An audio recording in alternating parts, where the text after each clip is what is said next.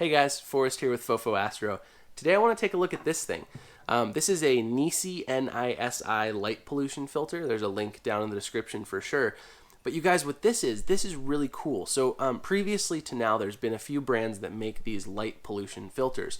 And most of them have been of the clip-in variety. And what a clip-in filter is, it's a filter that basically sandwiches between your lens and your camera. It clips into the body of the camera, which is great, but the problem is most clip-in filters were made only for Canon cameras. And while I love Canon and I have a few Canon cameras that we use them at the school all the time, personally I use Fuji, and I know a lot of folks use Nikon and use other brands like that. Well, this is a standard filter thread filter that blocks out the standard colors that streetlights are. And the cool thing about this is whatever brand you have, you can get it in the filter size of your lens. Now, telescope folks, you're still going to want to use the clip-in filter variety because they don't make these big enough for telescopes, at least not from this brand. But those of you who use DSLR lenses or mirrorless lenses, this can be a great way to do it. Now, what does this do? Well, for one thing, it's slightly purple tinted. You can kind of see it has a little bit of a bluish purple tint. And what this is designed to do is it's designed to block light from wavelengths that streetlights commonly emit at. So essentially it cuts down light pollution.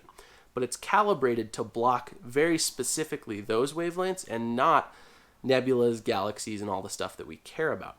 And so throwing this on does a couple things for us. For one, it fixes some of the color balance in our images. You guys will probably notice if you shoot in very light polluted skies, a lot of your images turn out orange or yellow, super common. The other thing that it's going to do, though, is it's actually going to help the signal to noise ratio because it's going to cut down on some of that background glow. So it's going to let your objects rise above that noise floor just a little bit more. Now, is it going to be night and day? No.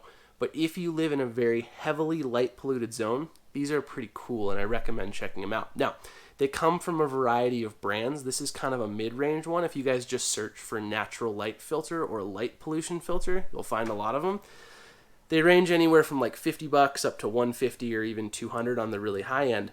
But if you live in a light polluted area and you do time lapses or night photography or astrophotography and you really want to pull out that Milky Way, crispy, just beautiful detail, this can be a great way to do it. So I have a link down in the description for this specific one. This was kind of a mid-range, mid-range filter. I really like it, but definitely check this out.